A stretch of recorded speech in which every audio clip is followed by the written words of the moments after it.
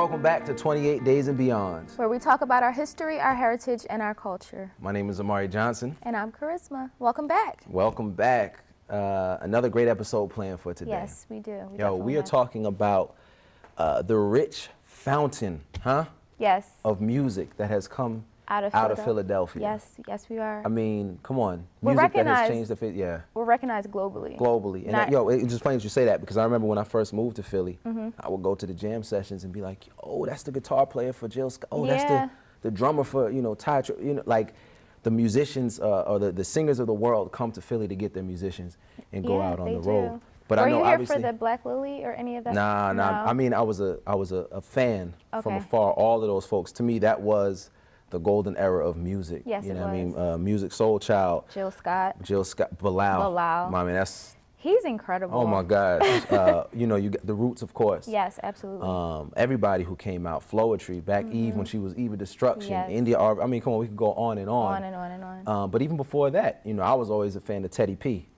Of Mr. Turn 'em off himself. Yes, you know what I'm saying? turn him off. The only person that could scream at you and romance you at the same time. I just remember my earliest memory of Teddy P was my mom would have the actual record, and I would just say, why does this man got his taco meat out on the cover of an album? Ain't nobody trying to see all that. But they were. But apparently he was certainly successful in that respect. But again, I mean, you were somebody who, your generation's deep in Philadelphia music. Yeah. What were some of your experiences coming up with some of the people that you got to see? Well, a lot of the folks from, the sound of Philadelphia, they work with Gamble and Huff, also work with my grandfather's band. So my grandfather's band was called Lee Smith, which was my grandfather and the Highlarks. So a lot of those same musicians, played with him. So I grew up, seeing them play. And then when I was able to actually go to these gigs, usually the weddings, I couldn't obviously do the bar scenes. Right. I got my start singing, with a lot of them. So that was my first introduction to this rich history of Philadelphia musicians. And we're staying in line with that rich history with new generations now, which brings me to the topic of our guest today. Our guest? Yes, we are speaking with the ladies of Aviance. Right. Philadelphia's own, and didn't they just win an award? 2017 Philly Hip Hop Award for Best R&B Group. That's pretty huge. Yeah, it is. Certainly. It's huge. So we're going to talk to those ladies today, and from what I hear, these ladies are all about women's empowerment and as well they strength. should be. Yep. So I think you're going to cut out and let us have like a girl power powwow. I'm gone? Yeah, I think we're going to kick you off That's what's up. of this episode. No, we'll bring you back. All right, I'm grateful. You here. All right, that's what's up. I appreciate it. Thank you very much. So we're going to talk a little bit about, just the climate of music, right now globally, the climate of music in Philadelphia, and some of the projects, that they're working on. Sounds good. I've heard some of their music. They're pretty incredible. They are right. Yes. That's what's up. So I'm excited about that. Yep. All right, so you're going to turn it over to me and the ladies, and then we'll see you at the end of the episode. Side. That's what's up. We'll be back with more 28 Days and Beyond right after this. Welcome back to 28 Days and Beyond. I am now joined by the lovely ladies of Aviance. Welcome, ladies. We're happy to be here. Yes, Beyyond and Dominique Nicole, thank you so much for joining us today. Yes. Thank you for having us. So, for the folks out there that don't know about Aviance, give us the backstory. How did you ladies meet? Well, our manager actually put us together. Shout out to Ali Hyman. He put us together. We were all individual solo artists. He already had the Aviance idea way before we were even born, but that's irrelevant. But he always had the idea, and once he found us, it was just history ever since. Okay. So. And how long have you ladies been a group? Almost 5 years. Well, I say 4. She say 5. Almost 5, because I met her in a spirit. I say 4.5. So let's talk a little bit about the name. What does Aviance mean? Well, it comes from the word ambiance. Okay. And I'm pretty sure everybody knows what that means, to create a beautiful atmosphere. So we replaced the M and the B for a V to create beautiful atmospheres with our voices. Yes. Yes. Very creative. So, yeah, that's where Aviance came from. Well, Amari and I were talking a little bit about the rich history of Philadelphia and Philadelphia musicians and singers. So how long have you ladies been singing separately, and kind of what was the sound you wanted to go for with Aviance? Well, the background with us, Dom and Ms. J, that isn't here at the time, they grew up in the church singing all of their lives. They got a background, you know, that's extensive. Me, I came in late, and I didn't really sing much until I was like in high school. So that's where I found my voice. But, you know, as Dom mentioned before, Ali already had this idea about a girl group that, you know, brings back that essence of real singing, real vocals, passion, aggressiveness, not being afraid to be in your face with it, and just giving you a whole like crazy feel like, you know, dang, I'm going to remember these girls because they damn near changed my whole mindset, you know, once I left the place. So that's what we wanted to do. You know, like with those greats like the Music Soul Childs, the Jill Scotts, you know, the Phyllis Hymans, you know, some people may not know about her. I don't know who. You have to be living under a rock to not know about Phyllis Hyman. I mean, she's definitely one of the greats. Philly has that history. Yes, we do. And Aviance doesn't want that to die. So, our point is to just keep it there, you know, keep singing, keep really singing. And I know something else that's really important to you ladies is women's empowerment and, you know, giving women a voice. So what has that journey been like for you in terms of getting that across? It was definitely a little difficult at first because, especially with us being a new, fresh group, when you present the idea, it's kind of like people didn't get it.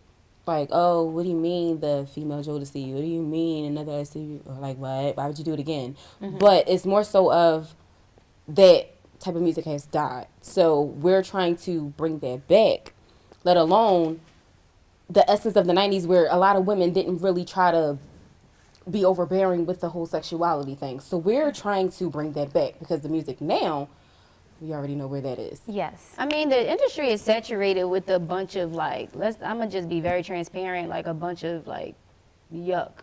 It has no substance. It has no message. Very true. And like Dom said, like, yo, we came, like being our age, and people are like, what? Y'all our age. Why don't y'all think like us? And why aren't y'all going with what everyone else is going with in that trend? And we're just like, look, yo, we pay attention to history, and we know history repeats itself, and so we're going to keep that good music rolling in. And people over time, in like the 4 years we've been a group, 4.5 years we've been a group, people we have started to reshape people's thinking. Like, damn, like, you know, you'd be surprised from young girls to older women to men to boys, everyone. And that's what it's about, really, using your music as a platform to get your message across, to give people that sometimes feel like maybe they don't have a voice an opportunity to feel like someone else is speaking for them if they're not ready to speak for themselves. Exactly. But we definitely have to get more into the climate of the music industry and what's happening and kind of what's out there. So we're definitely going to do that. But we have to take a little bit of a break first. So we'll be back with more 28 Days and Beyond right after this. Welcome back to 28 Days and Beyond. We are still here with the lovely ladies of Aviance, and we're going to get into it. So, as you ladies know, right now, one of the hottest artists out right now is Cardi B. And there's been a lot of mixed opinions as it pertains to Cardi B having a background being a stripper, then going from being a stripper to being on Love and Hip Hop, and then also the platform of what her music is and what it represents. What are your opinions as it pertains to Cardi B and the messaging of her music? I first like to make this, you know, disclaimer here. She is borderline what we're trying to do and what everyone else is doing. Because I say that because... I'm about to say, please clean that. No, honestly, no, because we represent women empowerment. We're about, you know, we're go-getters. You know what I mean? We're about ours, and we're confident about it too. So when I say she's borderline, what we're trying to give across and what everyone is following is that, yeah, she had a little messed up background, you know, well, unfavorable background is what I'm saying. But at the same time, she's going after what she wants. Okay. And it's about being confident, it's about being strong. And then that's where now people are confused. They don't know which way to go. You know what I mean? I would say she's not drawing a clear path for people to walk on, because it's like you may have the people from her background like, yeah, Cardi B, and they think it's a move for them, like, oh, it's okay to be in this place. Yeah. Versus people like, well, I can't even really hate on her because she getting hers and that's what I'm doing. It's like, it's just mixing. It does create confusion at the end of the day. What would you say to the fact that her music and a lot of the music that's out right now it basically is comprised of the over-sexualization of women, as women being looked at as just a sum of their body parts. I know one of her songs, the hook is "F them and I got some money." I mean, do you feel like as artists you have a responsibility to put a different message out there for all of the young women and young men that are coming in your generation and the generations after you in terms of what it is that they should be looking for? Because artists, you have a platform. So as artists, we are role models. So what would you say to that? I would definitely say that we have to stand up and say something at some point. But as far as her music, I don't agree with it at all. Because once again, especially it's heavy with rappers mainly. You know, they're always bringing us down and, you know, over sexualizing our bodies and you gotta cook, you gotta clean, you gotta do this. But at the same token, it's like you have those women that are willing to do those things. However, they're still, you know, opening their own businesses. They're still taking care of their family. They're still, you know, having goals for themselves. So you can always, I feel like as a woman, you can't really just put us in one box only because we have so many jobs to do. But it's definitely a way to go about it, and I don't think that Cardi is. It all depends. I mean, I definitely feel you. I feel like at the end of the day, you know, everyone has a responsibility, especially as an artist. It also depends what you as the artist see as the responsibility. Right. You know, you can't force somebody to say, yo, you should do music that is going to say this. You should do music that is going to say that. I feel like some people are in music for the wrong reasons. I feel like they just want it for the money, for the fame, and who's to say that's not what she want? Some people are really in it to really shape people's brains in a whole different way. So and I feel like that's a lot of what you ladies are trying to do. So what is your message that you want to put out there for people? When people think of Aviance, what is the lasting message you want to leave them with? I preach this every day. Like, you want to create a legacy or you just want to be a hot topic. Like, you choose which path you want to go down. You know, every move, every step, every decision you make has to reflect what you believe. You know what I mean? That's a So very strong message at the end to of the have. day, you know, that's what I will hope people leave with. Well, with that message, you ladies will be around for a very long time. You know we will. Yes, you will. And I know you have some really interesting projects coming up that we can't wait to support you in, because that's what we're all about here at this show. We unfortunately have to say goodbye to you ladies and take another break, but hopefully you'll come back and join us again and you'll have even more wonderful things to share with us. You know, Of course. Thank you again for joining us, ladies. Thank you. We'll be back with more 28 Days and Beyond right after this. Welcome back to 28 Days and Beyond. We had a ball here with Aviance. Clearly. Yeah, we did. It was a good conversation. We talked all about, you know, the climate of music, kind of what's happening now. We talked a little bit about some artists that are really popping, like Cardi B. Yeah, we were talking about that. I'm not familiar with this Cardi B, as you call her. Yes, that's her name. Now, for real, if as much as people talk about it, I really haven't heard much of her music, but... You know, she doesn't actually have a lot of music out right now. But I think, well, no.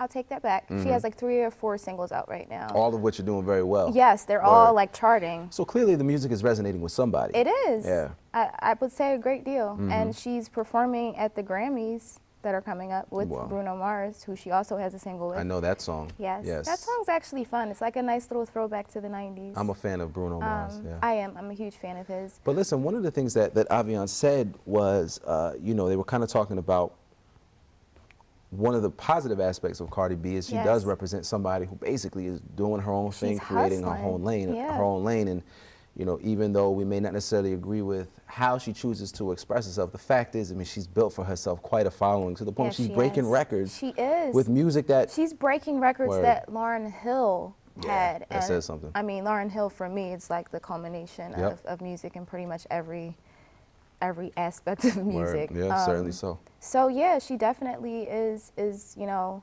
she's created a lane for herself. She has followers. She has people that really dig what she's doing. And for me, even if I don't necessarily agree with the messaging of her music or some of her music, I think we all kind of root for people that have that underdog story. You know what I mean? Started from the bottom, now we're here. I'm not a rapper. I'm not going to do that. Gotcha. But, you know. Well, you know, the thing about Aviance that I really appreciate is, I mean, these are young women who are committed to being independent artists, Yes, being in they control of basically every aspect. And encouraging other women. Right. I'm all for women's empowerment. We all are. Yes, At least we all should be.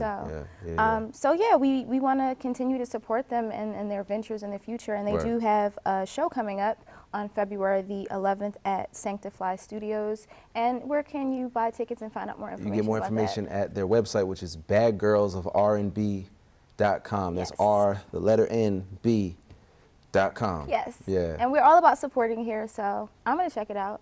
I mean, definitely, we talk about, you know, how this season we're really focused on working with people who are taking the conversation beyond simply, you know, the show or whatever have you. So definitely see what they're up to. I know they said they're about to go on a tour starting in the South and working their way back up. So they're certainly putting in the effort. They are. Yeah. So they'll have a hustling story of their own. Exactly. Well, this has been another episode of 28 Days and Beyond, where we talk about our history, our heritage, and our culture. We'll see you next time.